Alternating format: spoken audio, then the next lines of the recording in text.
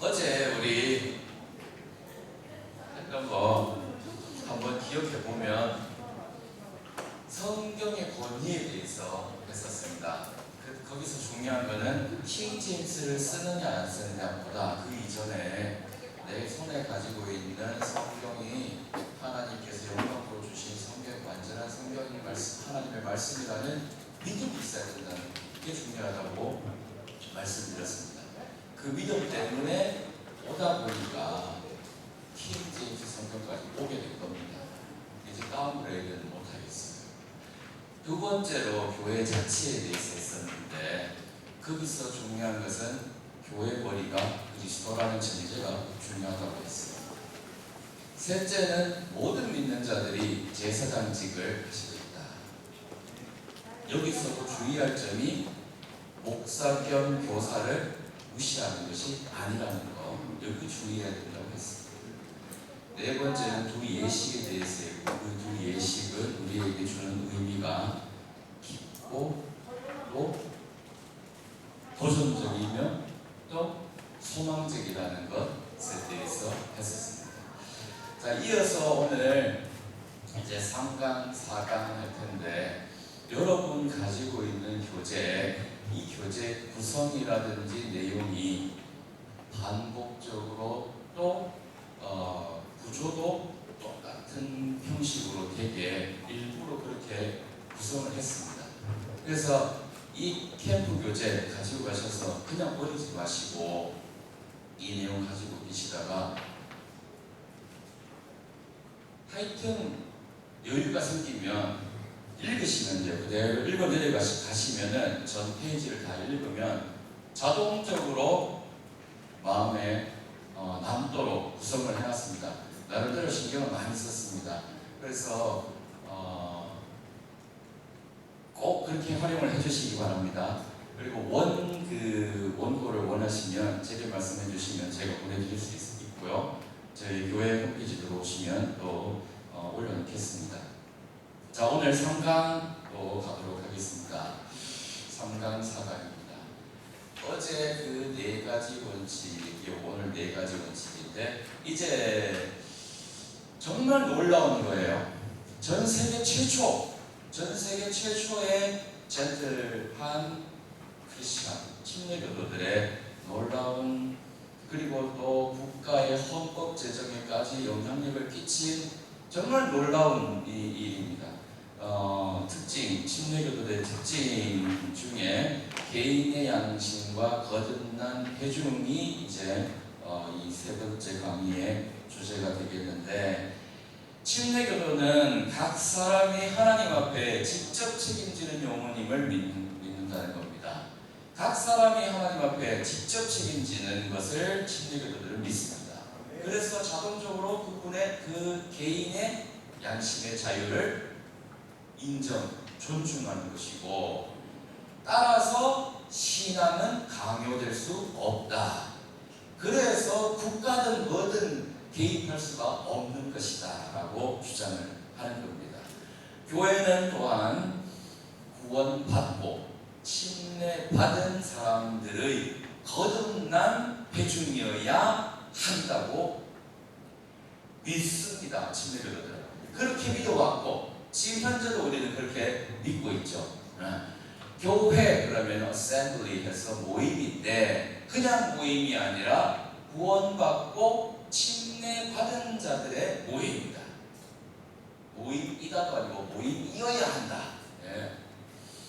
자, 그래서 1강에서는 맞고요. 또 이제 패러글 짧은 거는 좀 전에 제가 언급했으니까, 자, 이제 제3강에서는 교재 보시면 이제 제3강에서는 거기서부터 보시면 되겠습니다. 침례교의 중요한 두 원리, 개인 양심의 자유, 구원받고 침례받은 교회 회원권을 살펴보는데요. 이 살펴보기 전에 지금 우리 이 시간을 왜 갖고 있죠? 그렇죠. 맞아요. 기본적인 것을 살펴보고 내가 그렇게 살아가고 있는지 체크하고 정말 목숨을 걸고 붙들어야 될 것이 무엇인지 다시금 확인하면서 점검하고 뿐만 아니라 앞으로 어떻게 우리 교회들이 업데이트 되어야 할 것인가를 고민하기 위해서 이 시간을 갖는 겁니다. 자, 그래서 그 마음가짐으로 살펴보겠습니다. 요 두 가지, 개인 양심하고 이제 교회 회원권은 서로 연결되는 건데요. 신앙은 강요될 수 없고 침례도 강요될 수 없고 교회 회원권도 어떤 출생, 가문, 어떤 국가 제도에 의해서 강요될 수 없기 때문에 각 사람이 하나님 앞에 직접 서야 되는 것이다. 교회는 복음을 믿고 거듭난 사람들이 자발적으로 모인 공동체여야 한다라고 주장을 하고 믿는 겁니다. 우리들도 그렇게 믿고 있는 것이죠. 이것을 우리는 굳게 붙잡고 나아가야 되는 것이고요. 핵심 원리 읽어보시고요. 핵심 본문의 성경 말씀 같이 읽어보겠습니다. 자, 로마서 14장 12절. 자, 로마서 침례교도가 썼습니다. 로마 교회 성도들 침례교도들입니다. 맞습니까? 네, 침례교도들의 책이에요. 성경이. 같이 읽어보겠습니다. 시작. 그러므로 이와 같이 우리 각 사람이 자신을 만하여 하나님께 회개 보고를 하리라. 아멘입니다. 네, 나머지 핵심 구절들이 있는데 나머지 성경 구절들은 여러분 살펴보시고요. 각 사람이 하나님 앞에 회개 보고를 하고 각 사람이 책임을 져야 합니다. 자, 각 사람은 하나님 앞에 책임을 지는 사람으로서 직접 섭니다. 침례교도는 개인 양심의 자유를 아주 중요하게 믿습니다. 그래서 전 세계 최초로 종교의 자유를 주장하고 또 국가헌법의 제정에도 이바지를 했던 우리가 바로 침례교도들이었습니다. 자기 마음대로 믿어도 된다는 뜻은 아니에요. 오히려 그 정반대입니다. 개인 양심의 자유라는 것이 각 사람이 하나님 앞에 직접적으로 책임을 져야 한다는 뜻이라는 것입니다. 누구도 다른 사람의 죄를 대신할 수 없고 믿음도 순종도 대신할 수 없습니다. 자, 로마서 14장 12절 읽은 것처럼 이 말씀은요, 신앙의 책임이 개인에게 있음을 분명하게 보여주고 있습니다. 사람은 하나님 앞에서 직접 판단받습니다. 개개인이 개개인의 행위대로 판단을 받습니다. 그렇기 때문에 사람은 누구나 하나님 앞에서 직접 회개하고 믿어야 되고, 성장하는 과정 중에서도 직접 자기 스스로 선택하고 자기 스스로 선택한 것에 대해서 주님 앞에 가서 책임지고, 불신자들은 힘보자 심판대에 가서 직접 책임지는 거예요. 자기가.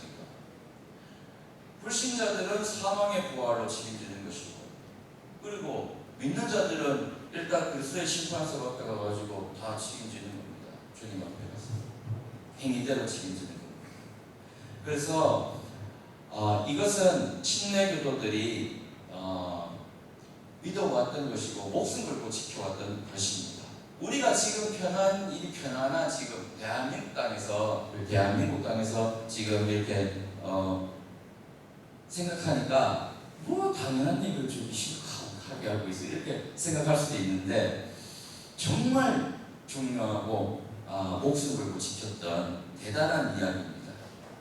자, 5번 가보겠습니다. 참된 신앙은 강요될 수가 없어요. 절대 강요해서는 안 됩니다.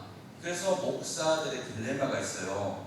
빨리 구원받게 하고 싶은데, 빨리 침례받게 하고 싶은데, 사람은 없는데 빨리 멤버를 늘리고 싶은데, 그래서 막 조급해집니다. 그래서 누군가 들어오면 빨리 복음 전해갖고 막 배신해라 막 속으로 막 하면서 급하게 서두를 때도 있어요. 근데 그게 좀 지나치면은 강요가 될 수 있습니다. 강요가 될 수 있고, 또 다른 모양 세뇌가 될 수 있어요. 그리고 그 사람이 내가 세뇌된 거 아니야? 하고 의심하게 되는 부작용이 있어요. 그래서 정말 우리 침례교도들은 오래 참아야 됩니다. 오래 참아야 됩니다.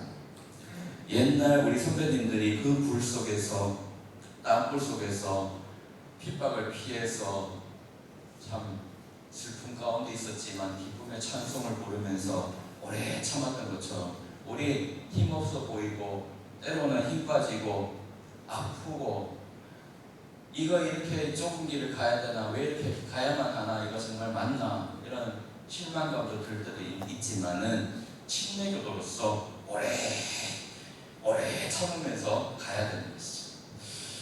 개인 양심의 자유는 신앙이 강제로 만들어질 수 없다는 사실과 연결됩니다. 사람을 강제로 교회에 데려올 수는 있습니다.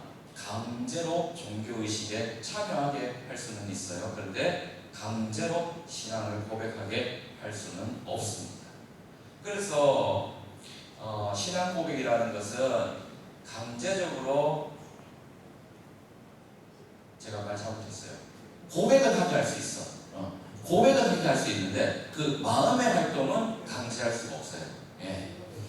고백은 말은 하게 할 수 있죠. 말은 하게 할 수 있지만 마음의 활동은 강제할 수가 없습니다. 강제로 말하게 하면 집에 돌아가서 좀 뒷말하겠죠. 자, 우리 같이 한번 읽어볼까요? 다음 그러나 패러그래프 보시면 그러나부터 같이 한번 패러그래프 전체 같이 읽어보겠습니다. 시작. 그러나 강제로 거듭나게 할 수는 없다. 강제로 회개할 수 없다. 강제로 예수 그리스도를 믿게 할 수 없다. 강제로 하나님을 사랑하게 할 수 없다.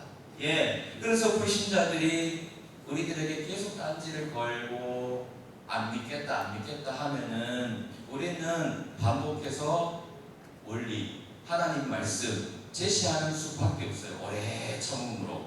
그리고 거듭났지만 신앙의 성장만을 하지 않아서 교회에 좀 힘 빠지게 하고 그런 분들, 혹시 주변에 내 옆사람이 나를 힘들게 하거나 교회에서 힘 빠지게 하는 것 같이 느껴질 때 그분들에게도 어떻게 해야 됩니까? 오래 참음으로 성경의 원칙을 반복해서 제시하는 수밖에 없어요.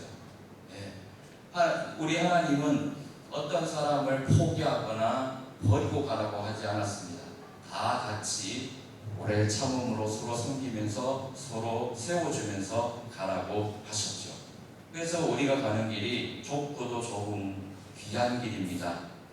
참된 신앙은 말씀 앞에서 성령님의 역사로 마음이 움직이고 개인이 하나님 앞에서 믿음으로 응답할 때 이루어지는 것이죠. 이게 진짜입니다. 우리는 한 분이라도 한 분의 영혼이라도 진짜를 얻어야 됩니다. 10명, 100명, 1000명, 10,000명 가짜를 모아놔봐야 소용이 없어요. 그거는 하나님께서 인정하시지 않는 겁니다. 한 분 한 분, 소중한 분 한 분 진짜 크리스찬, 진짜 베프티스트를 얻어야 됩니다. 그래서 침례교도는 신앙의 자유를 말하는 것이고 6번으로 갑니다. 개인 양심의 자유는 책임 없는 자유가 아니다. 자, 개인 양심의 자유를 말한다고 해서 그냥 마음대로 가라고 하는 게 아니에요. 이거 조심해야 됩니다. 양심의 자유는 마음대로 믿겠다는 게 아니라 그 양심이 성경 밑에서, 성경 아래에서, 진리 아래에서 굴복해서 책임지라는 겁니다. 책임.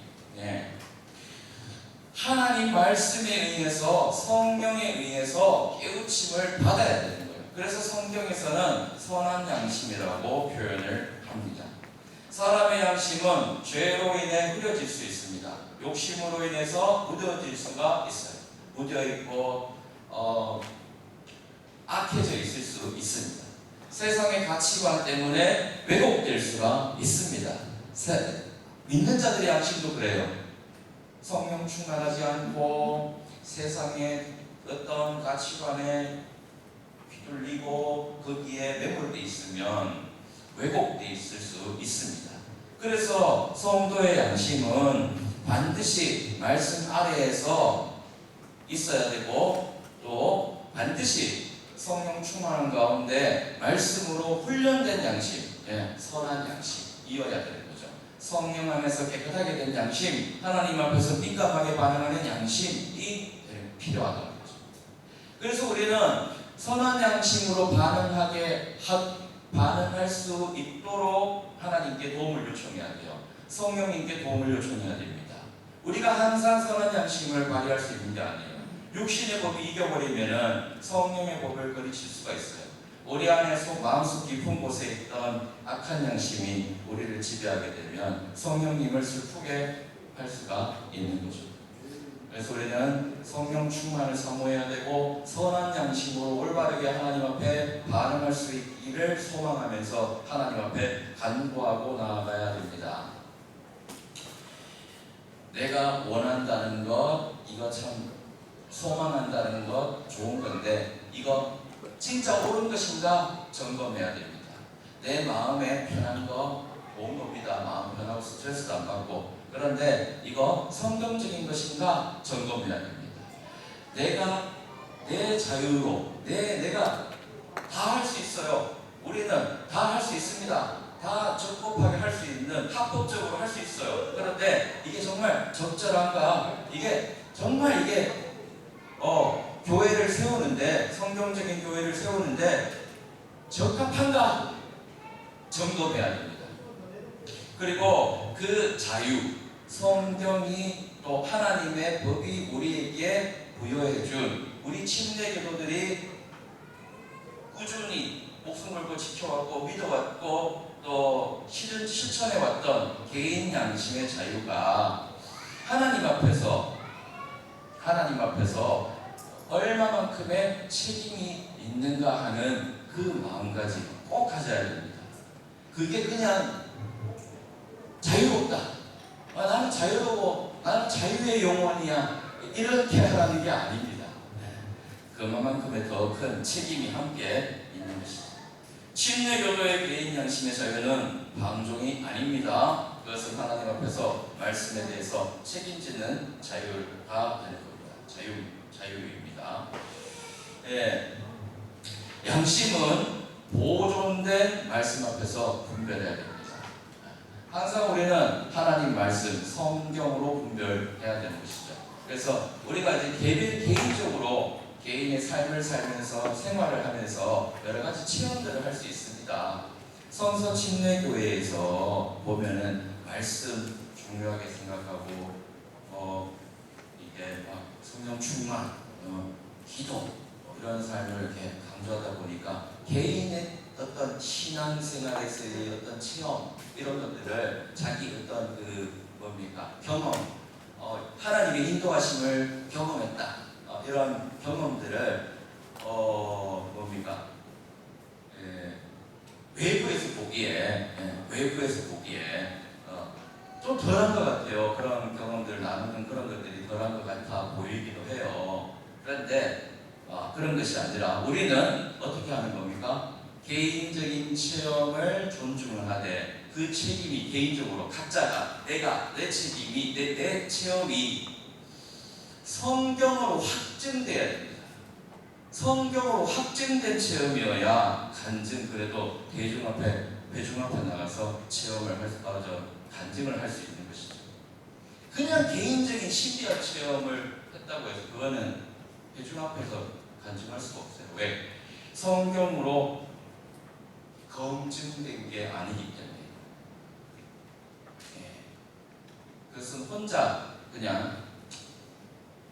혼자만의 그냥 체험으로 우리 인정은 해주지만 그렇게 가는 것이죠.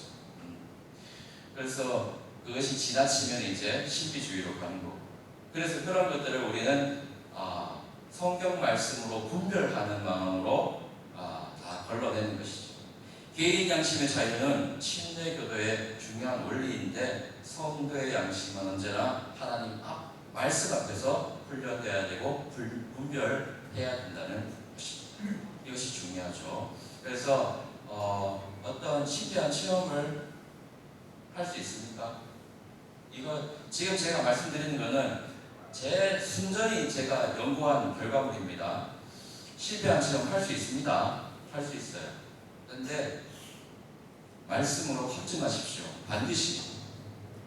예. 그러면 다 걸러지게 되어 있습니다. 신비한 체험은 하나님이 하실 수도 있고 다른 통로로도 할 수 있습니다. 그러니 성경 말씀으로 확증된 자기 체험, 그것을 나누면서 하나님의 복을 나누는 우리 모두가 되기를 바랍니다. 그러면은 지금까지 우리가 해왔던 것처럼 건전한 간증 문화가 유지되는 겁니다. 말씀으로 확증하는 거 없이 무분별하게 막 오고 가고 하면은 이제 변질이 되는 것이죠. 그래서 하나님 말씀 앞에서 훈련되고 통제돼야 되는 것이 바로 우리들의 양심이다. 이게 이제 중요합니다. 자, 무엇이 편한가를 묻지 말고, 무엇이 더 현대적인 것을 묻지 말고, 이렇게 물어야 돼요. 어떤 게 더 성경적인 것인가? 무엇이 하나님께서 보존하신 말씀에 충실한가? 라고 물어야 합니다. 1강에서 살펴본 것처럼 성경의 최종 권위 아래에서 양심도 있어야 되는 거죠.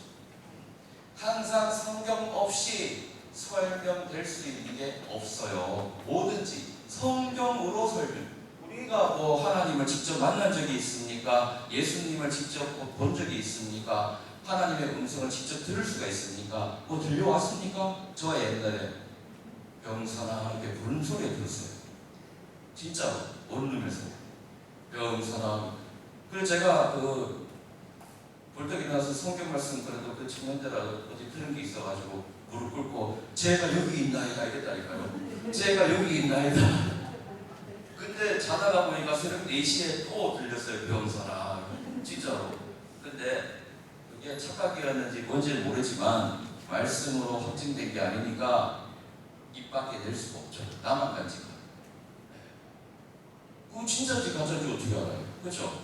맞아요. 말씀으로 확증된 우리들의 간증이 넘쳐나길 바랍니다. KJV와 RV의 문제를 생각할 때도 마찬가지입니다. 읽기 편한가? 나한테 익숙한 단어들인가? 그런 문제가 아니고 본문, 어떤 본문 위에 서 있는가? 다수사본 계열의 성경인가? 소수사본의 계열의 번역본인가? 그거를 봐야 됩니다. 무엇을 하나님의 말씀으로 신뢰하는가는 그런 내가 어떤 성경을 하나님 말씀으로 신뢰하는가 하는 그 내 선택의 문제예요. 예. 성도의 선한 양심은 성경을 판단하는 자리에 서면 안 되겠죠. 오히려 성경 앞에서 판단받아야 됩니다. 양심은 말씀을 넘어설 수 없습니다. 분별은 보존된 말씀에 따라 이루어져야 합니다. 작년에 제가 캠프 마칠 때 설교했던 것 같은데 그때 드린 말씀이 있습니다. 최상위복은 성경, 그 다음 하위복은 선한 양심. 최고 한발이 완전 진짜 이래도 안 되고 저래도 안 됐을 때 마지막에 가는 거는 그냥 세상의 법. 네. 이래도 저래도 안 되면 그냥 다 깨고 다 무너뜨리고 교회도 그냥 다 빠지고 다 그냥 다 깨뜨리고 거기로 가는 거예요. 그거는 정말 모든 게 다 무너지는 거예요. 그래서 우리는 최상위법, 그 성경 말씀을 최상위법으로 여기고 그것으로 모든 것을 판단하고 나아가는 거예요. 그래서 우리는 모든 사람들, 이 세상 모든 사람들보다 가장 지혜로운 사람들이어야 됩니다. 가장 훌륭한 사람들이어야 됩니다. 가장 멋진 리더여야 됩니다. 왜? 최상위법을 따라서 사는 사람들이니까. 그렇죠? 피 흘린 발자취는 양심의 자유를 지킨 역사입니다. 교회 역사 속에서 양심의 자유와 신앙의 자유는 결코 쉽게 주어지는 것이 아니었어요. 국가와 종교 권력이 결합되었을 때 이제 믿는 자의 침례하고 자발적 신앙을 주장한 성도들은 이제 핍박을 받게 된 것이죠. 그래서 캐롤 목사님이 그 점을 강조합니다. 교회 역사는 크고 화려한 제도 교회 역사가 아니라 성경 원리를 지키기 위해서 핍박받고 피 흘린 성도들의 역사다. 네. 이제 그 길 위에 우리가 서 있는 거예요. 네. 여러분, 저는 하나님, 이 세상에는 성경에서 말하는 교회가 없습니다 라고 단정 지으면서 하나님께 말씀드렸던 적이 있었습니다. 그래서 혼자 집에서 예배드렸어요. 성경 공부하고. 교회는 다 이제 부패했습니다. 하나님이 말씀하시는 교회는 없습니다. 이렇게 여기고 하나님께 그렇게 말씀드리고 혼자 예배했던 적이 있었는데, 그때 8년여 만에 찾고 찾았는데 없어가지고 포기했다가 우연히 채팅을 통해서 만난 그 자매를 통해서 성침이 온 거예요. 근데 그 중에서도 70년, 80년 아마 그맘때쯤일 거예요. 저는 안 태어났지만 표사순 교사님이 한국 교회의 부패를 걱정하면서 소수 교회들을 모았다고 합니다. 그래서 그 우리가 바로 우리들의 친교회인데 이제 영주교회가 거기에 속한 거죠. 그래서 검증의 검증을 계속 거듭했습니다. 여기가 정말 올바른 곳이 맞나, 신약 성경대로 하는 것이 맞나, 이분들의 막 살폈습니다. 저도 뭐 부족하지만 이분들이 뭐 인격적으로는 어떤가 이런 거 다 살폈습니다. 죄송합니다. 그만했죠. 성경적으로 하고 계신가, 정말 신약 성경대로 하고 계시는 게 맞나 살폈습니다. 근데 추구하는 바가 맞아요. 진짜예요. 우리가 서 있는 이 길이 진짜입니다. 그래서 저는요, 만약입니다. 만약 우리가 믿는 이 신앙이 논리적으로 모순되잖아요. 그러면은 저 완전 무너질 것 같아요. 진짜. 그래서 무너져서 뭔 짓을 할지 몰라요. 나는 이게 그래도 지금까지는 조금 무섭게 느껴지나요? 그렇게 보지 마세요. 무서워요. 자, 그래서 여기 이 모임 중에 있는 우리가 추구하는 이 믿음이 진짜라고 저는 믿습니다. 그리고 진짜가 맞습니다. 신약 성경을 읽으면 읽을수록 맞습니다. 우리가 뭐 여러 가지 연약한 점, 부족한 점 있다 할지라도 우리의 추구하는 바가 진짜라는 게 확실합니다. 진짜예요.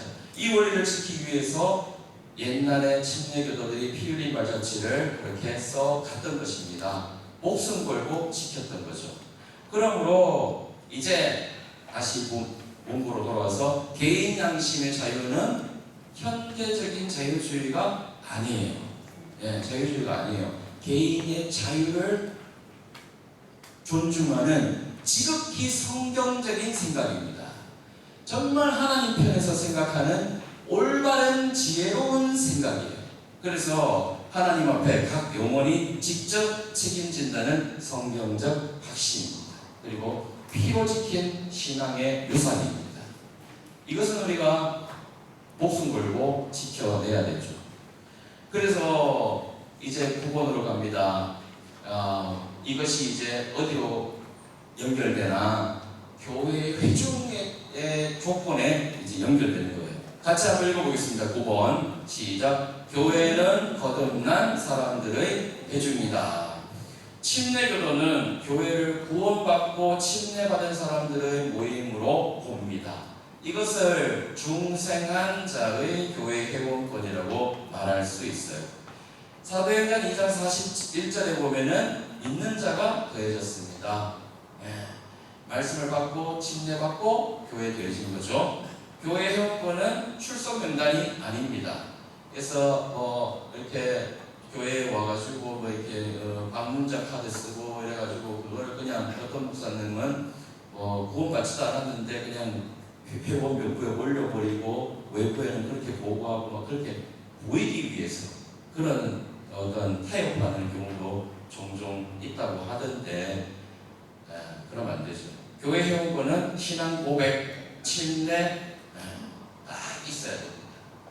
그래갖고 교회 공동체에 대한 책임이 이제 연결되어서 교회가 작아도 돼요. 건강하게 커가야 돼요. 건강하게 올바르게 제대로. 작아도 돼요. 인원수 얼마 안 돼도 됩니다. 진짜 크리스찬의 모임이 진짜 침례교도들의 모임으로 자라가야 됩니다. 복음을 믿고 거듭난 사람들이 자발적으로 모인 회중이 교회입니다. 근데 이 거듭난 회원권이 왜 중요합니까? 왜 중요합니까? 교회는 세상 단체가 아니기 때문이죠. 교회는 그리스도의 피로 사실 공동체이기 때문에 그렇습니다. 그러므로 교회 회원은 단순히 착한 사람, 오래 다니는 사람, 가족이 교회 다니는 사람, 교회 행사에 익숙한 사람이 아니라 복음을 믿고 거듭난 사람이어야 합니다. 여기에 침례가 포함되어 있어요. 침례는 너무나 당연한 거예요. 침례가 포함되어 있습니다. 거듭나지 않은 사람이 교회 회원이 되면 교회의 본질이 흐려지는 것이고, 구원받지 않은 사람이 교회의 결정을 자유하게 되고, 그러면 교회 방향이 흔들리고 교회가 아닌 게 되는 것이죠. 믿음 없는 회원권은 교회를 영적 공동체가 아니라 종교적 친목단체 그렇게 만들 위험이 있습니다. 그래서 침례교회는 거듭난 간증을 중요하게 여기는 거죠. 그래서 말주변이 없고 나는 MBTI가 I라 가지고 앞에 가서 서서 얘기하는 거 지금 힘든데, 그런 분들은 자기 신앙 간증 짧아도 되니까 써서 읽으라고 하죠. 그렇게라도 회중 앞에서 고백하라고 합니다. 그 사람이 복음을 알고 있는가, 죄와 구원의 필요를 깨달았는가 확인하고, 또 예수 그리스도를 개인의 구주 구원자로 믿었는가, 구원받았다고 고백을 하는가, 침례를 통해서 믿음을 공개적으로 고백했는가, 이게 바로 회원권의 조건입니다. 이것은 사람을 까다롭게 심사하려는 것이 아니고 교회의 순결, 복음의 분명함을 지키려는 노력입니다. 노력. 그래서 우리들도 그 노력을 멈춰서는 안 됩니다. 그것도 느슨하게 해서도 안 됩니다. 그냥 해왔던 대로 그대로 계속 유지해 가야 됩니다. 조금 느슨하게. 그래서 제가 그 침례 뺐다 그랬잖아요. 정관에서. 큰 실수예요. 빨리 고쳐야 됩니다. 성도들한테 설명 다 하고. 자, 밑에 있는 침례교도의 특징이라는 책에서는 하는 부분은 여러분 읽어보시고요.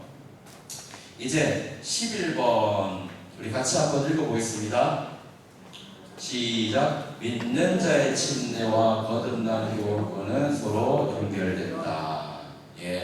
이제 2강에서 살펴봤잖아요. 믿는 자의 침례를 살펴봤는데, 믿는 자의 침례, 여기는 단순히 침례 방식 문제가 아니라고 했습니다. 그것은 교회를 누구로 구성하느냐, 교회는 누군가에 의해서 구성되어야 하는가 하는 문제와 연결되는 거죠. 그래서 자동적으로 공동체 멤버가 늘어나는 게 아니고, 어떤 성경에서 말하는 조건이 충족된 사람들이 하나하나 늘어서 늘어나는 거다라는 겁니다. 신약교회는 복음을 듣고 믿은 사람들이 침례를 받고 더해진 공동체입니다. 그러므로 믿는 자의 침례는 거듭난 회원권을 지키는 거죠. 서로 필요 충분 조건으로 연결되어 있습니다.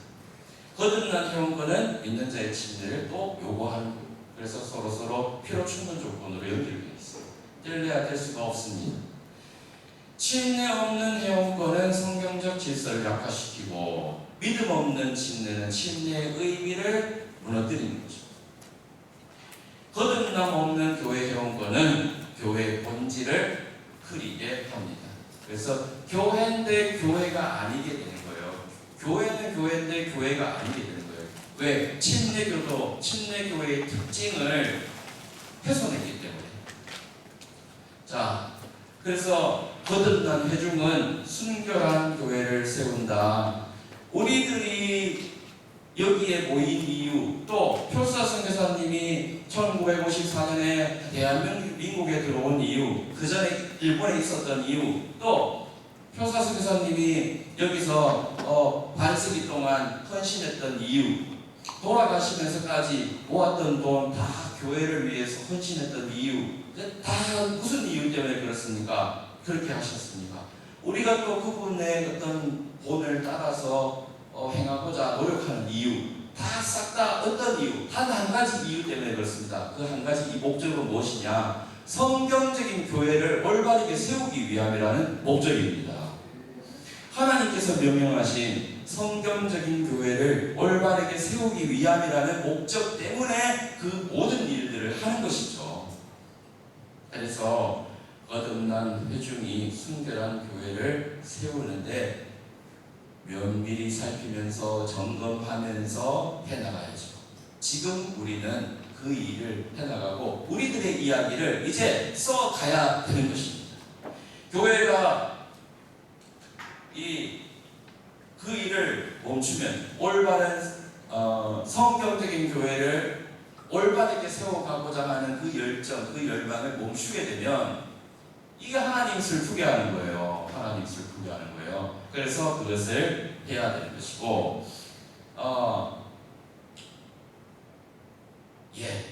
다른 얘기도 뭐 할 게 있는데 일단 넘어가겠습니다. 자, 점 찍혀 있는 거 여러분들 나중에 읽어보시고요. 거듭난 회중은 완벽한 사람들의 모임이 아니에요. 완벽한 사람들의 모임이 아니라 거듭난 회중, 그리스도께 속한 사람들의 모임. 요거 확실하게 해두고 갑니다. 완벽한 사람들의 모임이 아닙니다. 우리 아무리 노력해도 완벽해질 수 없어요. 그렇다고 해서 포기하지는 마세요. 완벽해질 수 없다 하고 그냥 나는 망가질래 하고 그렇게 가는 게 아니고 업데이트 또 계속 업데이트 해가지만 겸손하게. 그래서 거듭난 회중의 모임을 거룩하게 유지하기 위해서 우리 모두가 힘써 가야 됩니다. 목사님, 사모님만 하는 거 아니고 집사님, 또 집사님 부인 자매님만 하는 게 아니고 온 성도들이 다 같이 합심해서 전 성도들이 풀타임의 부르심을 받았다고 했습니다. 성경이 말하는 겁니다. 그래서 그 일을 해나가야 돼요. 같이 해나가는 겁니다. 목사님이 책임지시고 하셔야죠. 이렇게 그런 말을 하는 게 올바른 건 사실은 아닙니다. 올바른 게 아닙니다. 많이 조심스러운데 아무튼 성경이 말하고 있는 것은 전 성도가 협력하여 교회를 세우는 것입니다. 그 리더의 자리에 목사가 있는 거예요. 우리 다 같이 그런 마인드로 나가야 되고 말씀 사역자를 존중하고 또 사랑으로 섬기는 사람, 물질로 섬기는 성도 이런 분들을 또 서로 존중하면서 다 같이 합심해서 성경적인 교회를 올바르게 세워가야겠습니다. 자, 13번 같이 읽어봅니다. 시작. 개인의 자유와 교회의 순결은 함께 가야 한다. 함께 가야 합니다. 함께. 침례교도는 개인 양심의 자유를 믿어요. 동시에 거듭난 교회 회원권을 믿습니다. 이 둘은 반대되는 것이 아니라 서로 지켜줍니다. 개인 양심의 자유는 신앙이 강요될 수 없음을 말하는 것이고, 거듭난 회원권은 교회가 형식적인 종교 공동체가 되어서는 안 됨을 말하는 것입니다. 자, 개인은 하나님 앞에서 자발적으로 믿어야 됩니다. 교회는 그 믿음의 고백 위에 세워져야 합니다.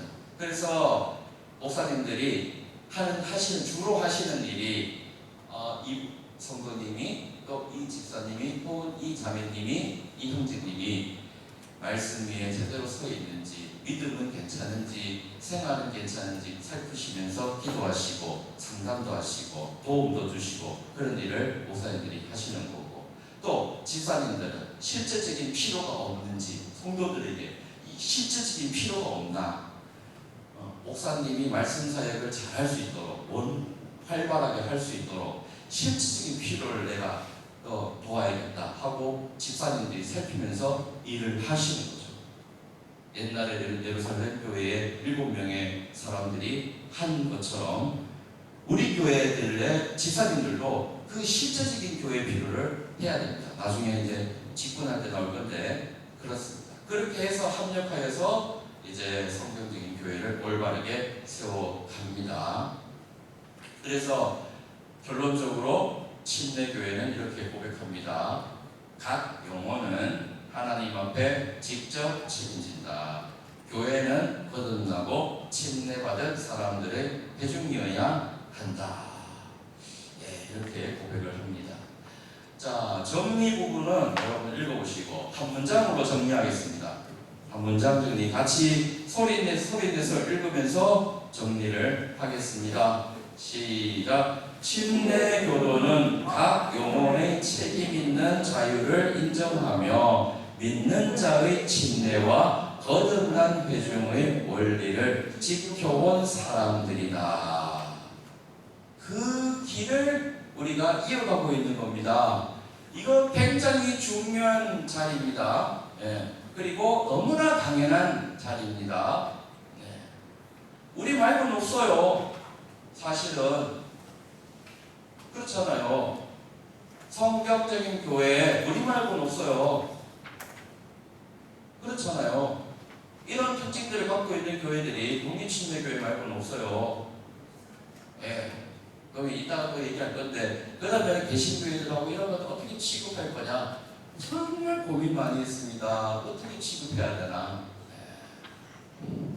자, 그래서 일단 나눔과 점검 질문은 여러분들 보시면서 돌아가셔서 복습하시면서 고민해 보시면서 스스로에게 물으시고 답하시고, 또 교제하실 때 재료를 쓰시기도 하고 묻고 답하기를 반복하시면서 확증하고 또 확증해서 확실한 것에 올인해서 굳게 붙들고 나아갔으면 좋겠습니다.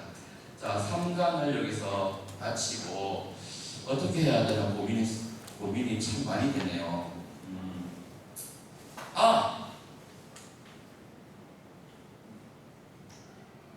12시까지 쓰면 되는 것이죠? 다행입니다. 자, 그러면 일단 잠깐 휴식을 취하시고 40분까지 이 자리에 다시 모이겠습니다. 40분. 이름표를 반납 휴식. 네, 이름표. 이름표 주세요. 써놨습니다. 이름표하고 열쇠. 깎아 있습니다. 깎아. 네, 반납해 주시기 바랍니다. 잠시 쉬셨다가 40분까지 다시 모이겠습니다.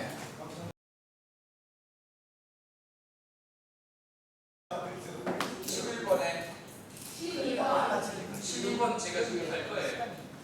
11번 다시 해드릴게요. 다시 전부 다 우리 이제 3장에서 봤던 게 이제 개인 양심의 자유, 그리고 이제 정확하게 보면 개인 양심의 자유와 구원받고 침례받은 교회 회원권, 처치 멤버십이에요. 구원받고 침례받은 교회 회원권, 이게 진짜 영어 그 제목입니다. 그래서 그것에 대해서 했는데, 그래서 그것은 거듭난 대중이다라고 한글로 표현을 하는데, 거듭난 대중이라는 말 속에 침례가 포함되어 있습니다. 그래서 그냥 간단하게 거듭난 대중으로 표현하는데, 그 거듭난 대중이라고 하는 것은 순결한 교회를 세운다는 거예요. 순결한 교회를 세우기 위해서 필요하다, 거듭난 교원권 주장은. 그래서 침례교도들이 목숨 걸고 지켜왔던 것이다. 교회가 거듭난 사람들의 공동체. 그러면은, 그렇다고 한다면, 그런 방향성을 지니고 있다면, 그런 교회라면 교회는 계속해서 살펴야 돼. 자기를 살펴야 돼요. 그래서 이제 구원받은 사람은 침례식 할 때 구원 간증도 하게 하고, 주의 만찬식 할 때는 1, 2주 전에 강구해가지고 자신을 살피세요 강구해가지고요, 거룩한, 최대한 거룩한 모습으로 마음에 거리낌 없이 참여하도록 그렇게 하잖아요. 그래서 자신을 살피게 하는데, 복음이 바르게 교회에서 복음이 바르게 전해지고 있는가 점검, 회원들이 구원의 확신을 가지고 있는가 점검, 침례가 바르게 시행되고 있는가 점검, 교회가 단순한 모임이 아니고 믿음의 공동체로 서 있는가, 교제할 때 보면은 드라마 얘기, 세상적인 얘기, 정치 얘기 이런 거 안 하고 예수 그리스도 중심의 교제를 하고 있는가. 요한일서 1장 8절이죠. 8절에서 얘기하는 10절이에요. 10절에서 얘기하고 있는 하나님 아버지와 교제하는, 그리스도 중심으로 하나님 아버지와 교제하는 그 교제를 성도들이 교회에서 하고 있는가 점검. 그래서 그런 교회 안에서 권리를 책임과 함께 진짜로 잘 가르치고 있는가 이런 것도 점검, 이렇게 하면서 순수성을 점검하는 겁니다. 거듭난 대중은요 완벽한 사람들이 아니잖아요. 그래서 이제 그리스도께 속한 사람들의 모임인데, 그들은 말씀 앞에서 회개해야 돼요. 말씀 앞에서 회개해야 되고 순종해야 돼요.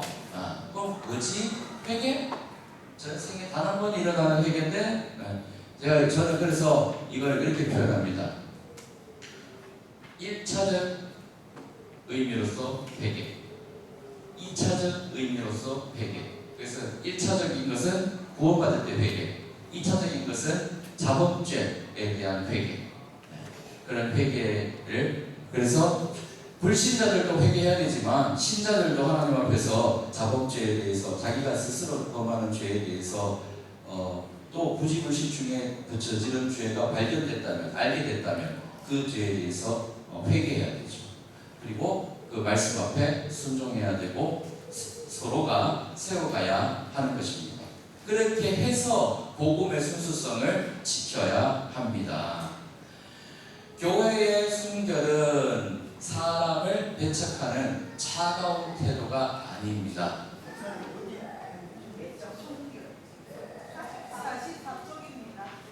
12번 하고 있습니다. 예.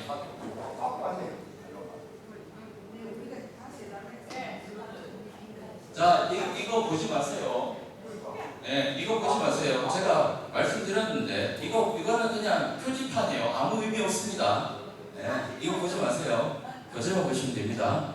교회의 순결은 사람을 배척하는 차가운 태도가 아니라, 교회의 순결은 복음을 흐리게 하지 않으려는 거룩한 책임 내지는 노력이에요. 노력. 네, 거룩한 책임. 그럼 이 칸 다 채워뒀죠? 예. 그렇게 해서 이제 개인 양심의 자유, 그다음 교회 회원권, 구원받고 침례받은 교회 회원권까지 살펴봤습니다. 이어서 마지막 이제 4강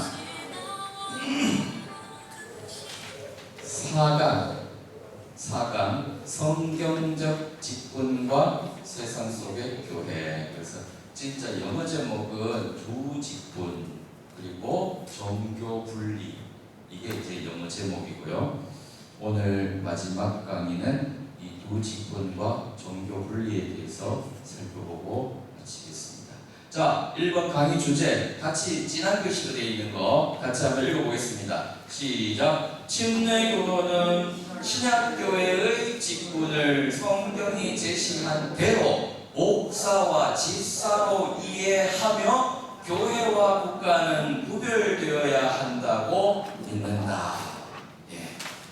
1강에서는 성경의 최종본이 그리고 지역교회 자치, 2강에서는 전성도 제사장직 두 예식, 3강에서는 조금 전에 개인 양심 자유, 구원받고 침례받은 교회 회원권을 살펴봤습니다. 제 4강에서는 방금 말씀드렸던 그 두 원리 신약교회 두 직분, 국가와 교회의 분리를 살펴보는데 이 두 원리는 교회가 어떻게 세워지는가 그리고 어떻게 섬겨지는가 세상 속에서 교회가 어떻게 세워지고 어떻게 교회가 말이 좀 이상하다 이거 섬겨지는가 섬기는가 교회가 세상 속에서 어떻게 섬기는가 섬겨질 수도 있지 교회가 예 섬겨지고 또 세상 속에서 어떻게 순수성을 지켜야 하는지를 보여줍니다. 자 핵심 원리는 보시고 자 본문 디모데전서 3장 디모데전서가 아니고 빌립보서 1장 1절만 우리 같이 한번 읽어보겠습니다. 시작. 바울과 디모데는 빌립보에 있는 모든 성도들과 감독들과 집사들에게 편지했습니다. 했습니다. 그래서 성도들과 감독들과 집사들에게 편지했다라고 말씀합니다. 그리고 이제 디모데전서, 디도서에 보면은 이제 목사와 집사의 자격에 대해서 나오고 이제 마태복음 22장에 보면은 이제 카이사르의 것은 카이사르에게 하나님 것은 하나님께 바치라 이렇게 말씀했다고 나옵니다. 자 신약교회의 직분은 진짜 단순합니다. 4번인데요. 신약교회의 직분은 단순합니다. 침례교도는 신약교회의 직분은 성경이 제시한 대로 이해합니다. 성경대로 보여지는 대로 성경에서 본 대로 이해합니다. 복잡한 성직계급 구조로 그것을 부정합니다.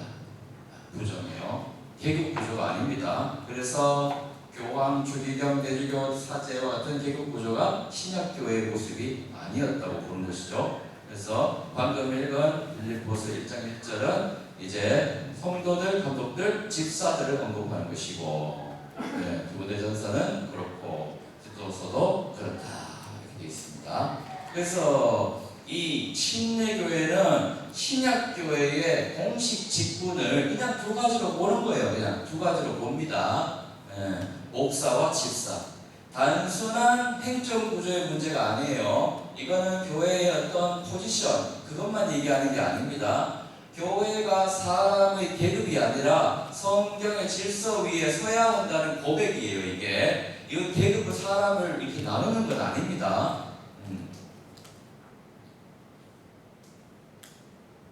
여기서 첨언을 하자면, 그렇다고 너무 격없이 그러면 안 돼요. 성도하고 목사하고 또 사모하고 성도하고 너무 격없이 너무 편하게 진짜 너무 편하게 하면 조금 문제가 될 수 있어요.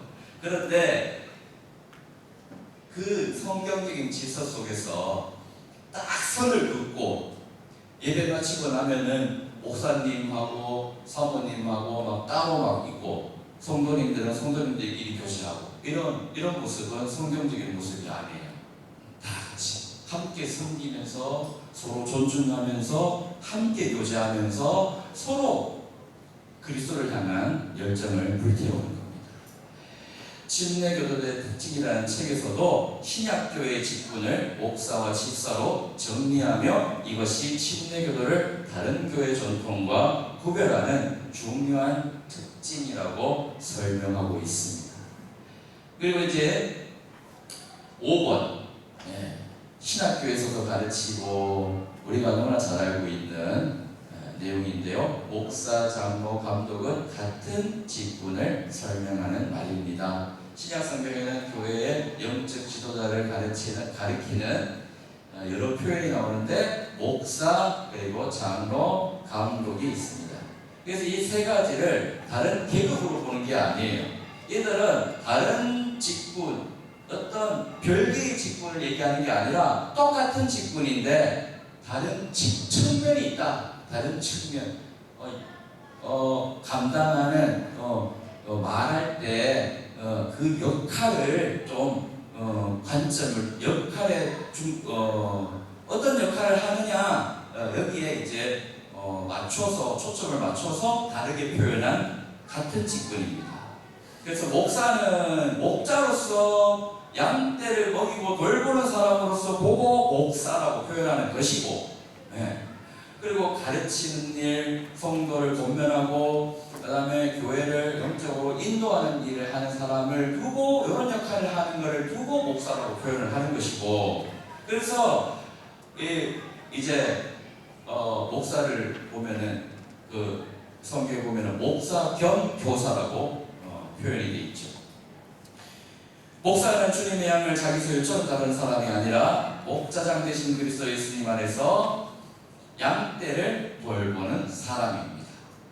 장로는 뭐냐? 장로는 어른이에요. 그냥 어른, 교회 어른으로서의 목사의 다른 이름입니다. 성숙함, 영적 분별을 강조하는 표현이죠. 교회는 영적으로 미숙한 사람이 자기 뜻대로 이끄는 공동체가 아니에요. 무질서한 그런 공동체가 아닙니다. 장로라는 표현은 교회 지도자에게 성숙함 그리고 말씀에 대한 분별력이 필요하다는 것을 보여줍니다. 그래서 그러한 탤런트가 조금 부족하면 훈련하도록 애써야 됩니다. 그 다음 감독인데요. 감독은 그야말로 감독자로서의 역할입니다. 교회를 살피고 지키는 책임을 강조하는 표현입니다. 그래서 새신자가 더해졌습니다. 요즘에는 특히나 잘 살펴야 됩니다. 신천지에서 왔을 수도 있고 뭐 여러 어떤 오염된 왜곡된 신앙관을 가지고 와서 교회를 무너뜨리는 경우도 많이 있습니다. 그래서 잘 살펴야 됩니다. 그래서 한 1, 2년 정도는 계속 살피면서 의심을 겉으로 드러내지는 않지만 계속 살피면서 점검하고 만나 확인하고 해야 되죠. 자, 그래서 감독은 책임, 살피는 책임, 교회를 지키는 책임, 그런 책임을 강조하는 표현입니다. 감독은 교회가 말씀 안에 서 있는지, 교리가 흐려지지 않는지, 성도들이 바른 길을 가고 있는지 살피는 사람. 그런 사람으로서 부르는 이름이 감독입니다. 그러므로 목사, 장로, 감독은 서로 다른 계급이 아니라 한 직분의 여러 기능을 보여주는 표현입니다. 그래서 우리 목사님들이 얼마나 힘이 들겠습니까? 이런 세 가지 측면을 다 감당해야 돼요. 본이 돼야 되고 잘 가르쳐야 되고 또 잘 살펴야 돼요. 관리도 잘해야 되지, 가르치기도 잘해야 되지, 다 해야 돼요. 예전에 제 스승님 벽에 있는 분이 저한테 하신 말씀이 있어요. 목사는 이것도 하고 저것도 하고 다 해야 된다고, 다 잘해야 된다고. 그래서 그때는 이해가 안 됐는데 조금 이해되는 것 같습니다. 그런데 하여튼 그래요. 그래서 우리 이런 이 직분, 목사, 장로, 감독의 직분을 다 잘 감당하게 하기 위해서 또 그 귀한 사람이 하나님의 교회를 성경적으로 또 올바르게 잘 세우게 하기 위해서 또 그 교회 안에서 그 말씀 사역이 흥왕하고 그 말씀 사역이 원활하게 이루어지게 하기 위해서 하나님께서 헬퍼, 돕는 자를 직분으로 세우셨는데 그 직분이 바로 6번에 나오는 직분이에요. 집사님들, 집사님을 세우셨어요. 진짜. 그래서 이제 집사님들은 이 일을 해야 됩니다. 6번 한번 같이 읽어보겠습니다. 시작. 집사는 교회의 실제적 필요를 섬기는 직분이다. 집사는 교회에서 실제적으로 뭐가 필요한가 본인이 살피고, 목사님이 말씀 사역하는데, 기도와 말씀 사역하는데 방해가 되는 요소들이 발견되면 집사님이 나서서 커버해 주셔야 됩니다. 실제적인 필요를 집사님이 해주셔야 됩니다. 채워주셔야 됩니다. 그래서 사도행전 6장에 보면은 그 사례가 나오는 것이죠. 그래서 이런 거 있어요. 나는 뭐 재정당 땅이야, 나는 뭐 그냥 무슨 당 땅이야 해가지고 그것만 이렇게 하고 그냥 거기서 그냥 그만하는 거죠. 다른 건 안 하려고 그러는 거죠. 다른 건 안 하려고 그러는 거죠. 집사님이 그거는 올바르지 못한 태도입니다. 그래서 하여튼 주님의 교회를 성경적으로 올바르게 세우게 하기 위해서 집사님들이 실제적인 필요를 정말로 채워주셔야 됩니다. 채워주시기 바랍니다, 집사님. 네. 여기서 집사의 직분에 대한 이 중요한 원리를 예루살렘 교회 사례를 보면서 볼 수 있는데, 이제 두 축이 있는 거죠. 말씀 사역, 기도와 말씀 사역이 있고, 그 다음에 실제적 섬김 사역이 있는 겁니다. 네. 자, 교회는 말씀 사역만 있는 곳이 아니에요. 실제적인 섬김 사역도 필요한 공동체입니다. 그리고 이 두 축이 어느 하나가 다 무시해서 안 되는 축이에요. 네. 제가 제 아내 보고 당신은 하나님께서 나에게 헬퍼로 허락하신 내 배우 반려자니까 나를 계속 도와줘. 그래갖고 물 떠와. 하면 아니 무시하고 말이야. 조용히 해. 어디 말이야. 나 함부로 남편한테 내가 나서서 내가 더 말한테 말이야. 말이야. 이렇게 하고 그러면 안 되죠. 그죠? 그런 것처럼 말씀 사역자와 섬김을 사역을 감당하고 있는 집사님 정말 이상적으로 협력을 잘해야 돼요.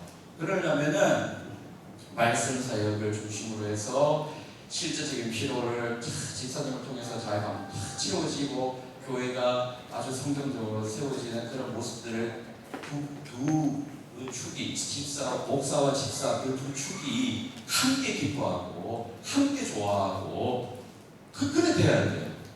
좋은 거. 그래서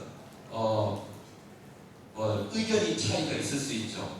다르다고 해서 이렇게 화내거나 그러면 안 돼요. 아까 전에 말씀드렸죠. 침례교도는 오래 참아야 됩니다. 네, 오래 참아야 됩니다.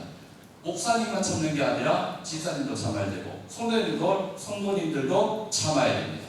오래 참음으로 서로 오래 참고 서로 사랑함으로 올바른 교회를 성경적인 교회를 올바르게 세워가는 저와 여러분이 되기를 진심으로 바랍니다. 집사는 목사의 경쟁자가 아닙니다. 집사는 교회의 실제적 필요를 섬기면서 말씀 사역이 바르게 또 원활하게 이루어지도록 돕는 사람입니다. 돕는 사람이라고 해서 아래에 있는 사람이 아니에요. 오해하지 마세요. 귀한 분이에요. 귀한 분. 그래서 집사님들 보면은 제가 항상 고개 숙여서 인사합니다. 존중하는 마음으로.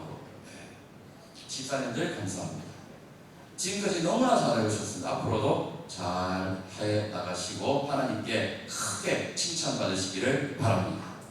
자, 집사의 역할 목록이 있습니다. 교회의 실제적 필요를 섬기고 성도들의 필요를 돌아봐야 돼요. 교회의 질서와 화평을 돕죠. 목사의 말씀 사역을 보조하죠. 교회 안에서 섬김에 볼이 되는 그런 귀한 분입니다. 놀라운 분이에요. 집사라는 직분은 권위 과시용이 아닙니다. 다른 개신교회 가보면은 2천만 원 내면은 무슨 집사, 3천만 원 내면 무슨 장로 이렇게 실제로 그렇게 거래되고 있습니다. 그런데 우리는 안 그렇죠. 성경대로 그리고 부인 없으면은 집사를 못 세우고 그렇게 되는 거죠. 그렇게 권위 과시용으로 보이게 하기 위해서 다른 사람들에게 보이기 위한 어떤 것이 아니라 성경 말씀에 나와 있는 대로 그냥 하는 겁니다.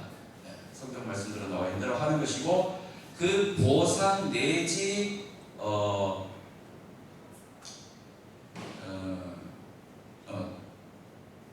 상급이라 할까요? 하여튼 그런 것들은 하나님께 맡기는 거죠. 그래서 우리는 섬김을 위한 자리로서 그 자리를 지키면서 성경적인 교회를 올바르게 세워가고 나중에 하나님께 받을 칭찬 그것으로 만족하고 이 땅에서 겸손한 하나님의 사람으로 살아가야 될 줄로 믿습니다. 7번 같이 읽어보겠습니다. 이는 목사, 집사, 두 직분 다 해당되는 말입니다. 다 같이 시작합니다. 직분은 권력이 아니라 섬깁니다. 섬깁을 또 강조합니다. 교회 직분은 지위 경쟁이 아닙니다. 교회 직분은 명예직이 아닙니다. 교회 직분은 세상 조직처럼 권력을 행사하는 자리가 아닙니다. 성경적 직분은 교회를 섬기기 위해 오직 교회를 세우리라는 목적, 성경적인 교회를 올바르게 세우리라는 목적, 그 목적을 위해서 주어진 책임입니다. 목사의 직분도 집사의 직분도 그렇죠. 그래서 목사는 교회를 지배하는 사람이 아니라 말씀으로 섬기는 사람이고요. 집사는 영향력을 과시하는 사람이 아니라 실제적인 필요를 섬기는 사람이에요. 성도들은 직분자를 우상화해서도 안 되지만 직분자를 또 너무 가볍게 그렇게 여기서도 안 됩니다. 그래서 귀하게 여기고 존중해주고 해줘야죠. 칭찬도 해주고 서로 잘했습니다. 감사합니다. 그래서 이제 거기서 교회를 올바르게 세울 수 있는 에너지가 나오는 거예요. 직분이 성경의 원리에서 벗어나면 교회는 계급화되죠. 직분이 섬김을 잃으면 교회는 세상 조직처럼 됩니다. 직분이 사람 중심이 되면 교회의 머리 대신 그리스도 예수님이 가려집니다. 그래서 주의해야 되는 것이죠. 교회의 모든 직분은 그리스도 아래에 있어야 합니다. 교회의 머리는 사람이 아니라 그리스도이십니다. 직분을 말할 때 다시 확인해야 할 것은 교회의 머리가 그리스도라는 사실입니다. 목사도 교회 머리가 될 수 없고 집사도 교회 머리가 될 수가 없습니다. 회중도 마찬가지죠. 자기 마음대로 회중 주인 행세 할 수 없습니다. 교단이나 외부 기관이 교회를 장악해서 교회 주인 행세 할 수 없습니다. 교회의 머리는 오직 예수 그리스도. 예수 그리스도. 목사와 집사와 성도는 모두 그리스도의 말씀 아래 있습니다. 지역교회는 자치권을 갖지만 그 자치권은 자기 마음대로 결정하는 자유가 아니라고 했죠. 그것은 성경 아래서 그리스도께 직접 책임지는 질서인 것입니다. 그래서 그 교회의 직분은 반드시 이제 아래에 목록화되어 있는 원리에서 이해돼야 됩니다. 자, 또 반복되죠. 성경의 최종 권위, 머리 대신 그리스도, 지역교회 자치, 전성도의 책임, 질서 있는 섬김. 요 이제 원리에 의해서 이해되어야 되는 것이죠. 그래서 교회의 직분은 성경의 권위와 지역교회의 자치 아래서 바르게 작동해야 됩니다. 실제로. 우리가 돌아가서 실제로 우리 교회들로 각자 자기 교회들로 돌아갈 텐데 그 교회에서 실제로 이 원리 원칙대로 작동이 돼야 됩니다. 그래서 교회 시스템이 요 신약 성경에서 말하는 이 원리대로 작동이 돼야 되는 것이죠. 작동이 안 되면 빨리 고쳐야 됩니다. 빨리 고쳐야 돼요. 목사님에게 만약에 문제가 있다. 그럼 목사님이 빨리 고쳐야 되고 성도님들에게 뭔가 문제가 있다. 성도님들이 빨리 고쳐야 되고 집사님들에게 문제가 있다. 그럼 집사님들이 빨리 고쳐야 됩니다. 서로 자기 자신을 살피면서 성경적인 교회를 올바르게 세우기 위함이라는 목적을 이루기 위해서 합심해서 나아가야 돼요. 싸울 시간이 없습니다. 말다툼할 시간이 없습니다. 논쟁할 시간이 없어요. 다른 생각하고 있다는 걸 내 주장을 인정받기 위해서 노력할 시간이 없어요. 지금 그럴 시간이 없습니다. 다시 침례교도 해야 됩니다. 다시 뜨겁게 다시 부흥해야 됩니다. 자, 동의하시면 아멘. 다시 뜨겁게 다시 침례교도 예. 예. 할렐루야. 아멘. 자, 마지막 이제 국가와 교회, 교회와 국가는 구별되어야 한다라는 내용입니다.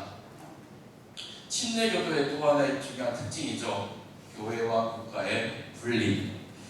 이 말은 성도가 사회와 무관하게 살아야 된다는 뜻이 아닙니다. 또한 교회가 세상 속에서 아무런 책임을 지지 않고 그냥 교회는 교회대로 그렇게 살아야 된다는 뜻도 아닙니다. 교회와 국가의 분리는 교회와 국가가 하나님 앞에서 서로 다른 기관이라는 거예요. 서로 다른 영역과 사명을 가지고 있다는 뜻입니다. 둘 다 기관인데 달라요. 설립 목적이 다르고 나아갈 방향도 다릅니다. 추구하는 바도 다릅니다. 예, 영역이 달라요. 그래서 분리돼야 되는 거예요. 영역이 달라요. 영역이. 카이사르에 속한 것은 카이사르에게, 하나님께 속한 것은 하나님께 돌려드려야 돼요. 우리 성경 금정역에 보면은 바치라 이렇게 돼 있는데 내한테 갖고 있는 거를 바치는 게 아니고 원래 하나님께서 해놓으신 모든 하나님의 것을 돌려드리는 거예요. 그게 바치라는 게 돌려드린다는 뜻입니다. 그래서 국가도 하나님 거, 교회도 하나님 거. 그래서 영역은 달라. 그래서 각자 분리되어서 사명을 감당해야 되는 것이죠. 이 국가는 어떤 기능을 갖고 있습니까? 질서, 공의, 착한 사람 상 주고 악한 사람 벌 주고 그 일을 하는 기능을 갖고 있는 게 국가예요. 국가. 교회는 복음과 예배와 말씀과 제자 삼는 사명을 감당하는 기관이에요.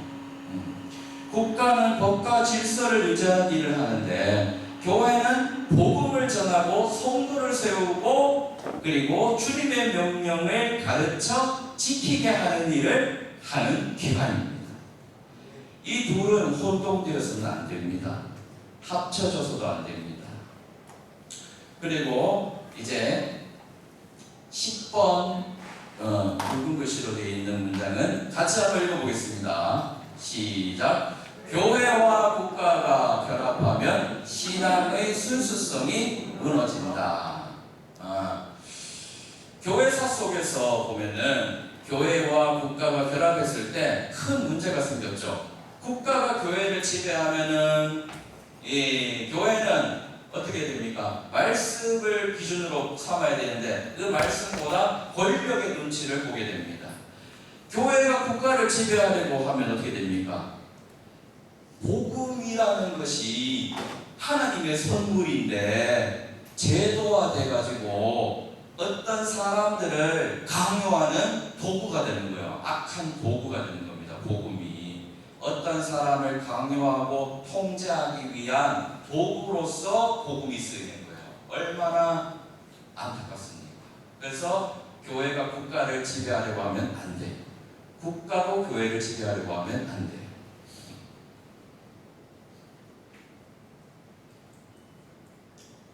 호는 왔어.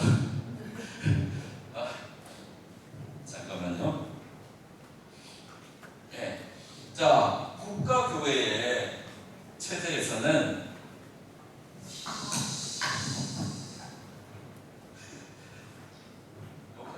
신학이 기록합니다. 잠깐만요.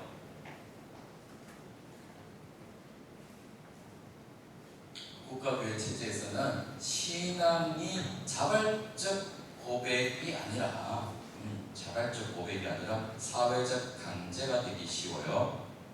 그래서 국가교회는 너무나도 말도 안 되는 교회예요. 너무나도 말도 안 되는 교회. 그리고 신약교회는 너무나 당연한 교회예요. 너무나 당연한 교회.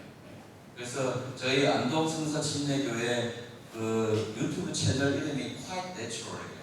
Quite Natural 그러면 너무나 당연하다 그런 뜻이거든요. 그래서 Quite Natural 해가지고 이렇게 되는데 아무튼 국가교회 체제에서는 신앙이 자발적 고백이 아니라 사회적 강제가 되기 쉬워요. 그래서 침례는 믿음의 고백이 아니라 출생과 동시에 이제 주어지게 되고 종교 의식이 되는 거죠. 그냥 교회의 사람을 더하는 종교 의식, 그냥 교회의 사람을 멤버로 추가시키는 종교 의식이 되는 겁니다. 또 교회에 온 거는 거듭난 자의 고백이 아니라 국가와 사회 질서 안에 속한 어떤 하나의 신분처럼 여겨지게 됩니다. 그런데 성경적 교회들은 이러한 것들을 완전히 거부했습니다. 그들은 어떻게 했습니까? 교회가 국가 권력에 종속되어서는 안 된다고 믿었어요. 교회는 오직 예수 그리스도를 머리로 삼아야 한다고 믿었습니다. 사람보다 하나님께 순종해야 한다고 믿었습니다. 사도행전 5장 29절의 말씀을 보면은 사람들보다 하나님께 순종하는 것이 마땅하다라고 말씀합니다. 우리는 이것을 무질서를 뜻하지 않는다고 이제 감지할 수가 있죠. 성도는부터 우리 같이 한번 읽어보겠습니다. 성도는 시작. 성도는 좋은 시민으로 살아야 한다. 그러나 국가가 하나님께 불순종하도록 요구할 때 성도는 하나님께 순종해야 한다. 목숨 걸어야 됩니다. 만약에 총칼 들고 와가지고 이런 걸 요구했다면 목숨 걸고 하나님께 순종해야 됩니다. 맞죠? 옛날에 우리들의 선배들이 그렇게 했습니다. 11번 피 흘린 발자취는 교회와 국가의 분리를 지킨 역사다. 우리들의 선배가 이거를 지금 우리 남한 땅에는 도저히 상상도 할 수 없는 그런 강제를 앞에 두고 목숨 걸고 지키다가 죽기까지 했습니다. 그래서 캐롤 목사님이 흥분하면 안 되는데 자꾸 흥분이 되네요.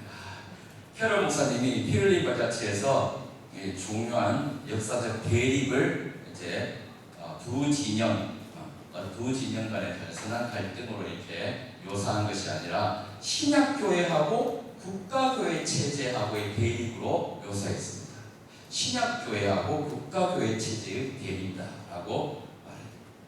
국가교회 체제에서는 국가 권력이 종교를 보호한다는 명목으로 교회를 통제했죠.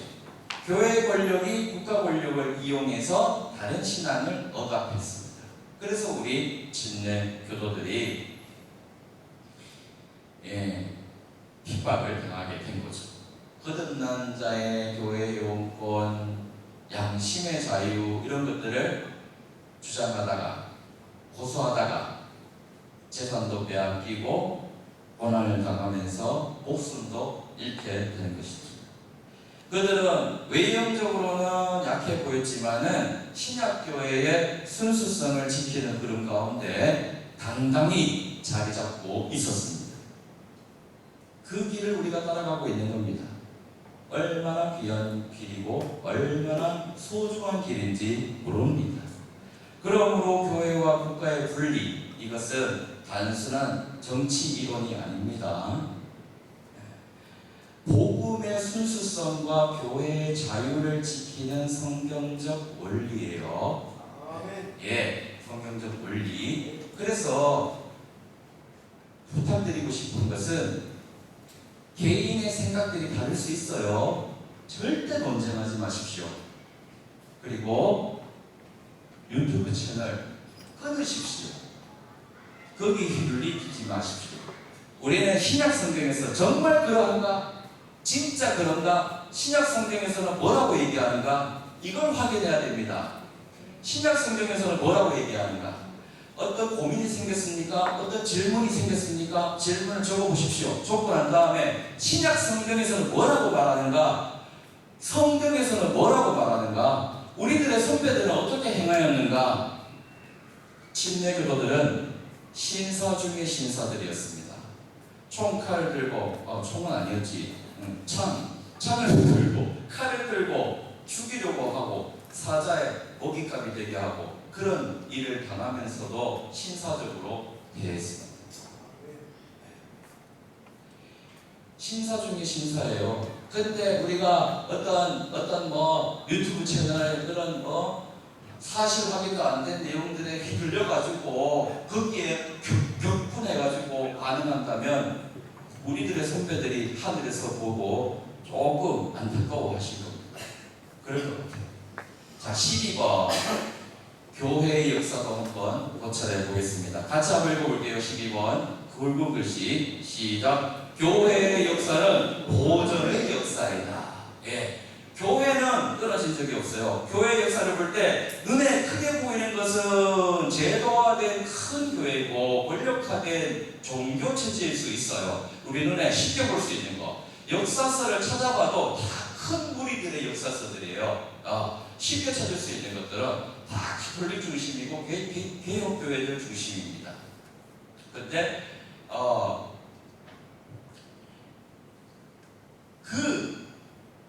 그 옛날에 로마 제국의 국교와 그 이후에 많은 교회가 성경의 원리보다 제도와 권력의 질서 안으로 들어갔죠. 그래가지고 타협을 실제로 했습니다. 안타깝지만 했어요. 그래갖고 감독 중심 구조, 국가와의 결합이 되고 유아 침례 이러시고 이게 침례가 또 나중에 세례로 바뀌죠. 그리고 이제 성직도 계급처럼 되고 이렇게 해서 신약교회의 단순성과 순수성이 완전히 흐려지게 된 겁니다. 그래서 그 교회는 이제 더 이상 주님의 교회라고 말할 수조차 없을 만큼 타락해버렸습니다.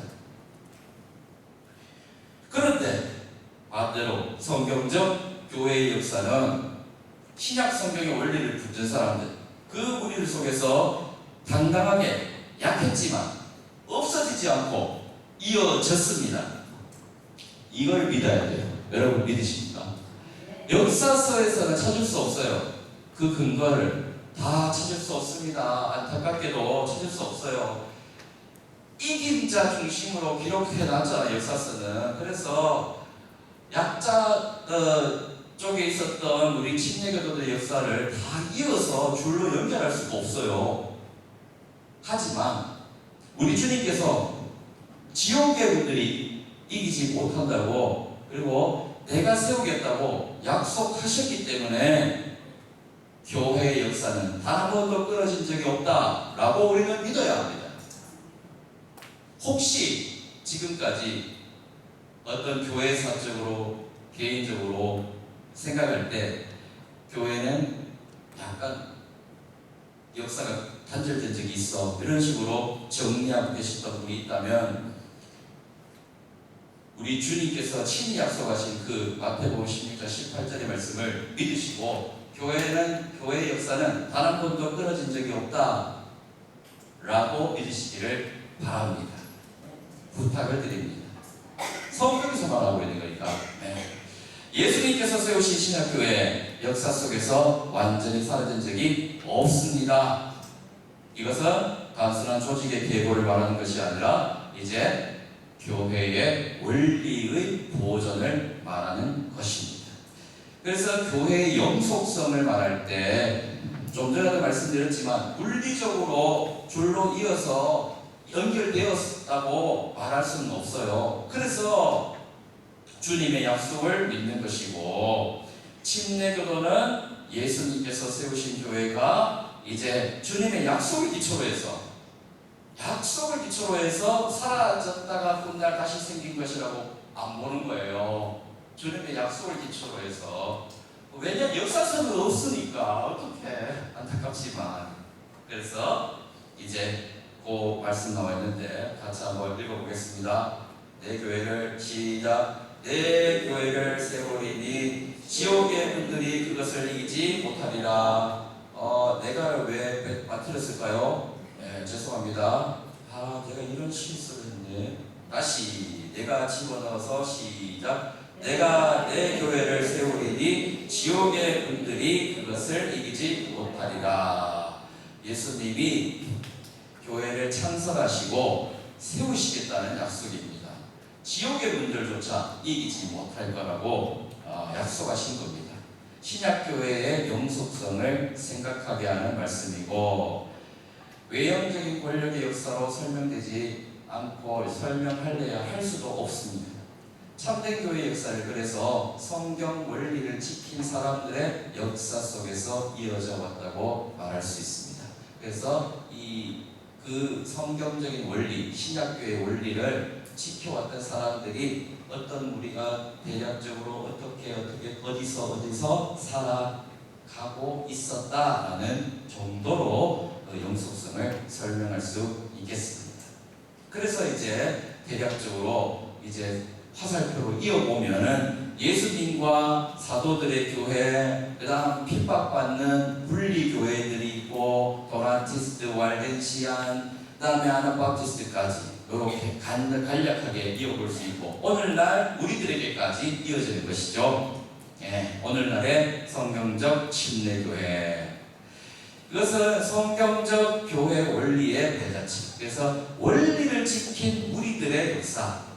이것을 아까 전에도 말씀드렸지만 물리적으로 선으로 이어서 완벽하게 교회가 이어졌다라고 말할 수는 없지만 그 원리가 지켜져 왔다.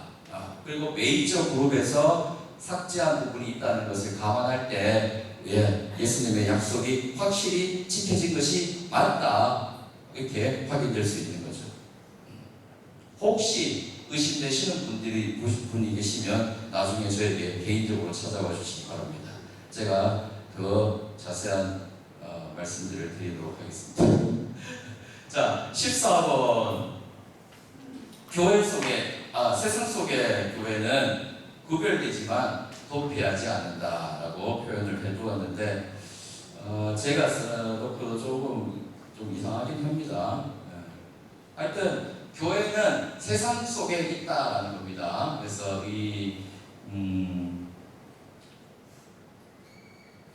그래요.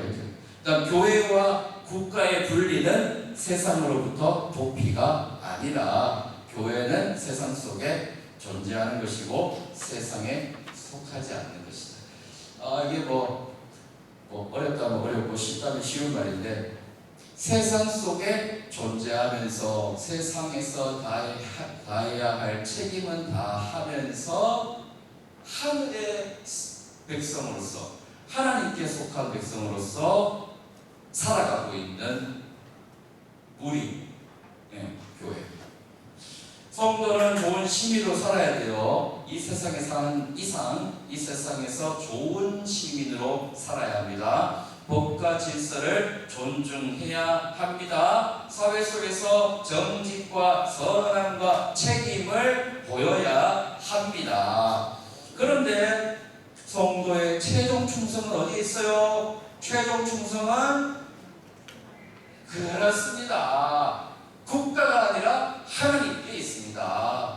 군대는 가지만, 저는 면제받았지만, 하여튼 대한민국 국민 남자들은 웬만하면 다 군대는 가지만 국가에 최종 충성하는 의미로 가는 게 아니죠. 국가에서 제정한 그 제도적 의무를 다하기 위해서 가는 것입니다. 최종 충성은 어디에다 합니까? 하나님께 합니다. 하나님께 해요.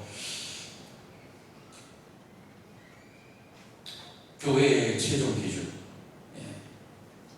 최종 기준이 어떤 여론이나 유명인들의 어떤 지식, 이런 말들이 아니라 성경인 것과 같은 것이죠. 교회의 사명은 세상 권력의 확대가 아니라 복음 전파예요. 그래서 세상 권력자들과 어떤 관계를 잘해가지고 교회가 성장하고 이런 거를 도모하고 이제 번영신학 이런 거 하면 안 되죠. 오로지 교회의 순수한 사명을 감당하면서 건강하고 거룩하면서 질서 있게 성장해 가야 합니다.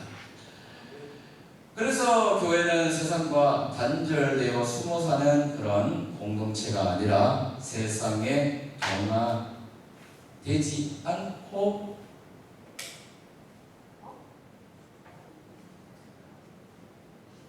맞아요. 제가 잘못 읽었습니다. 동시에 세상에 동화되어 정체성을 잃어버리는 공동체도 아니다. 그래서 함께 있지만 분리된 공동체, 같이 있지만 같이 분리된 공동체, 이 세상에 같이 있지만 분리된 공동체. 최종 권위가 다릅니다. 교회는 세상 속에 있으면서 확실히 구별된 공동체입니다. 그것이 바로 우리들의 공동체예요. 침례교도는 신약교회의 직분을 성경에 제시한 대로 목사와 집사로 이해합니다. 이 직분은요, 권력이 아니라 섬김이에요. 목사는 말씀으로 교회를 섬깁니다. 집사는 실제적 필요를 섬기며 교회의 질서를 세웁니다. 또한 침례교도는 교회와 국가가 구별되어야 한다고 믿습니다. 국가는 교회를 지배해서는 안 되고 교회도 국가를 이용해서도 안 됩니다. 신앙을 강요하는 국가를 이용해서 신앙을 강요해서 안 돼요.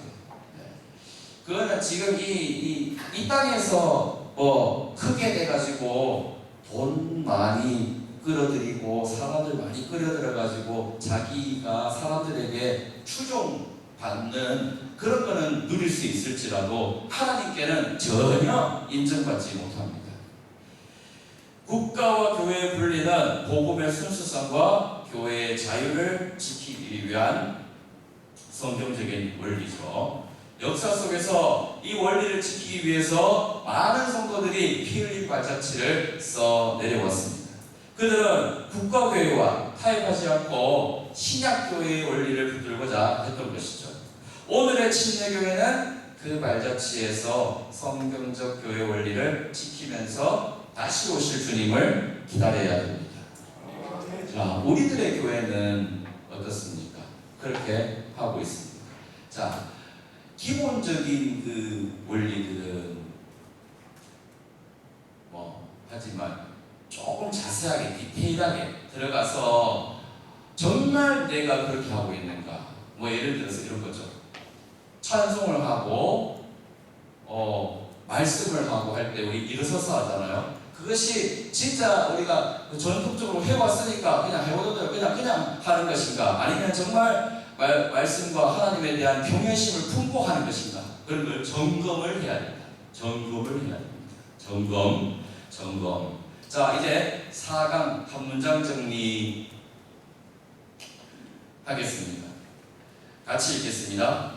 침례교도는 성경적 직분으로 교회를 섬기며 세상 권력으로부터 교회의 순수성을 지키고 피 흘려 지켜온 신약교회의 원리를 오늘의 교회 안에서 이어가는 사람들이다. 이런 사람이에요. 나 이런 사람이, 그 노래가 왜 생각나지? 자, 우리 이런 사람입니다. 침례교도입니다. 남과 질문, 이제 전체 결론 남았습니다. 최종적으로 결론을 맺겠는데요. 그 전에 좀 전에 나 이런 사람이야, 이걸 제가 왜 했을까요? 가요잖아요. 자, 우리는 완벽할 수가 없어요. 우리 이제 기본, 목숨 걸고 지키고 붙들고 가야 될 기본적인 우리들의 믿음의 조항들도 있고, 이제 침례 교도들의 특징들, 도저히 우리가 버릴 수 없는, 버려서도 안 되는 그런 기본적인 원리들을 살펴봤습니다. 이거는 목에 칼이 들어와도 버릴 수 없어요. 타협할 수 없어요. 그런데 이렇게도 생각할 수 있고 저렇게도 생각할 수 있는 게 있죠. 그리고 선을 명확하게 싹 그어서 딱 규정 지을 수 없는 게 있습니다. 그런 것을 우리가 전통적으로 우리가 해왔던 것을, 그러한 사안에 대해서 우리가 전통적으로 해왔던 것을 막 주장하면서 다른 사람들이 막 재단을 하면 안 돼요. 절대로 우리는 온유해야 됩니다. 왜냐하면 우리가 진짜니까, 우리가 진짜 리더이기 때문에 우리는 온유해야 됩니다. 그래야 우리가 클 수 있어요. 우리는 비판하는 거 조심해야 됩니다. 그리고 표사수 기사님이 얘기했던 것처럼 연구해야 되고 공부해야 되고 뭐라고 해야 됩니다. 그냥 이대로 있을 수 없습니다. 그리고 우리가 전통적으로 해오던 것들이 정말 그러한가, 진짜로 신약 성경에서 말하고 있는가 확인하고 또 확인하고 또 확인해야 됩니다. 우리가 전통적으로 해오던 것들이 신약 성경에 없는 것도 있을 수 있어요. 그래서 항상 살피면서 다른 사람들, 우리 모임 외부에 있는 분들, 더 나아가서 저쪽 진영에 있는 분들, 더 나아가서 개신교회들, 그 다음에 천주교인들, 이 사람들을 어떻게 취급할 거냐, 우리가 어떻게 생각할 거냐 하는 문제가 있습니다. 우리는 절대적으로 온유해야 됩니다. 두려움과 떨림으로, 온유함으로 우리는 우리에게 대답할 바를, 우리가 추구하는 원리들을 준비해 놓고 그분들을 만났을 때 그분들을 재단하고 정죄하고 잘못됐다고 비판만 하고 이럴 게 아니라 불쌍히 여기고 오래 참음으로 원리 원칙을 반복해서 제시해 주는 수밖에 없습니다. 자꾸 재단하고 비판하고 하면 우리가 못 커요. 어떤 외부에서 어떤 다른 생각을 갖고 있는 사람이 우리 교회에 왔습니다. 그 사람을 당신 잘못됐어, 성경에서 이렇게 말하고 있어, 이렇게 얘기해버리면 그 사람 떠나버립니다. 그래서 그렇게 생각하시는군요. 그러시구나. 그렇게 생각하시는구나. 그런데요, 성경이 이렇게 지시되어 있어서 저는 이렇게 믿습니다. 우리 같이 한번 생각해 봅시다. 이렇게 해야 됩니다. 우리도 각성하고, 우리가 진짜입니다. 예, 진짜예요. 저분들은 처음에는 조그마한 타협을 했고 점점 커져서 지금은 돌이킬 수 없는 곳까지 간 무리가 있고, 이제 각양각색의 타협한 무리들이 있는 겁니다. 우리는 어떤지 매 순간마다 살피면서 우리 외부에 있는 분들을 불쌍히 여기면서 함께하자고, 온유함으로 원리 원칙을 반복해서 제시하고 우리의 것을 움켜쥐고만 있지 말고 뭐라도 만들어서 붙들이고 보급하고 해가지고 저 사람들이 깨닫고 돌이키고 해서 우리와 함께할 수 있도록 해야 됩니다. 해야 돼요. 그렇게 할 수 있기를 바랍니다. 전체 결론은